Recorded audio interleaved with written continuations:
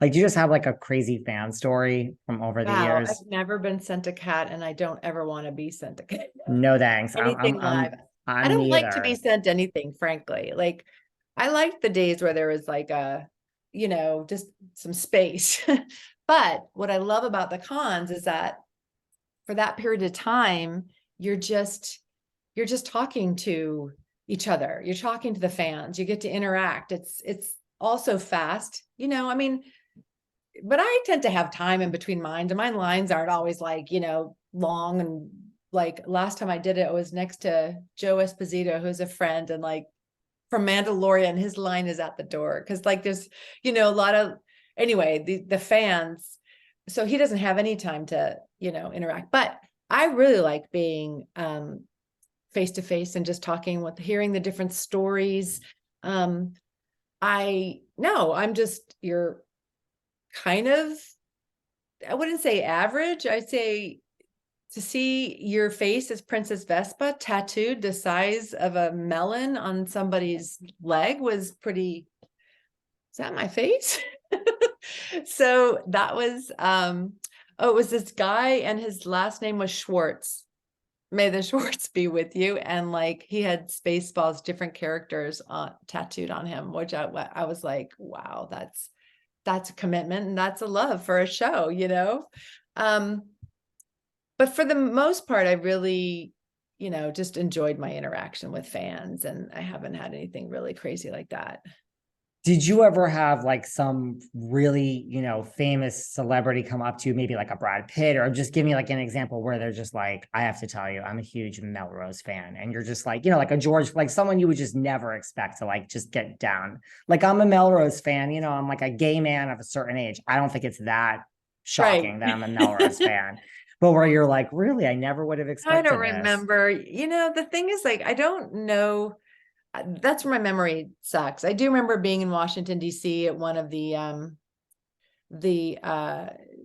Conventions. do you, not the convention, but at the DC, the dinner, the big dinner that everyone has. The This is my middle-aged brain. My brain is, I But mean, at I any don't. rate, I do remember like being shocked that politicians and policymakers and like important people loved Melrose Place. And I'm thinking like, when do you have time to watch Melrose Place? But yeah, everyone. I mean, my favorite, and then if like someone, well-known comes up or something, they don't always say it, I guess. But yeah, I've had that for sure. I just don't remember the specifics. Like when I met Brad Pitt once, years and years. I think it was maybe even before Melrose. I don't remember, but I was just like, wow, you're taller than I thought you'd be. But it was kind of in the context of, I just feel like we're actors. You know what I mean? I just feel like we're actors. And back in the beginning, when you're all kind of like starting out, now, some are like award winning and mega stars. And so it feels a little like, oh, do I say hi or anything? But back when you're all starting out, it's kind of like just, how you doing kind of thing. And um, which I have an affinity for. And I have a respect for people who I knew or crossed paths with back when we were all starting out, and what they've done with their careers. And it's not an easy business. And I mean, even for myself, I pat myself on my back. Well, my manager says, you know, uh, and my husband, he's so supportive, you really have to, you're still in it. You know what I mean? You're still doing this on whatever level. I mean, it's not easy. And so for anyone, that's like hugely famous, there's a lot that goes with it that people don't know about, I think that there's just this on so many levels, on a psychological level, on a energy level, on a, people wanting things, all of it. You don't just get to be yourself, kind of like one person in the room. You're like now this thing. I started a documentary years ago about fame because I just thought it's just such a interesting topic to me, psychologically and spiritually and mentally. It is literally, I mean, we can do another podcast. It's one of my favorite topics to talk about. I totally understand. I think Justine Bateman wrote a book on it. I Did think it she? was, yeah, I think it was called Fame. It was all about it, literally everything you just said, basically. Mm. I'm pretty sure it was called Fame. I read it, I just can't remember what it was called, but I agree. It's such Yeah. an interesting topic of like, we're all just humans. You're a human. It's the same person. Everyone does just want to have an interaction of like human to human. And then it just And gets yet there all, is a thing in the room.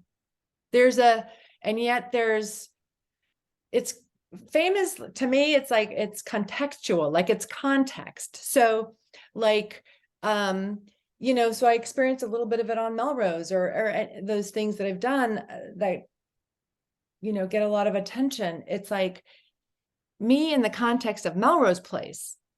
That's it. So if I'm not happy with that, then I'm going to be unhappy because it's Jo or it's Daphne doing the show. If you just see Daphne like in her sweats on the side of, like, well, except for you, David, you might be like, oh, hi, how are you? Oh my gosh. Come to my show.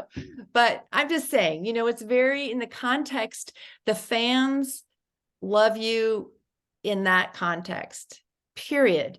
Then when you're outside of that, that's another story. They still may love you, respect you, or not. But if you're going to really be yourself, it just becomes the jury's out until they decide what they think then. But yeah. I think people, when you're on the inside of it, you forget that, or you think, oh my God, they love me or they appreciate me or whatever. But you don't put that together, then, that's going to be harsh reality for somebody. That's what I learned. I've learned that for sure in the, after all these years.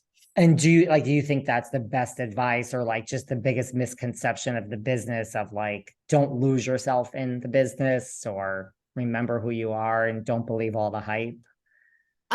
I would say this. I would say like it's a duality. It's both. I would say do both. I would say like appreciate it. You're on a private plane, even though the climate crisis, you should limit your private jet experiences unless you plant some trees or anyway, we can get it. We'll do a whole nother thing on Do two environment. whole other podcasts.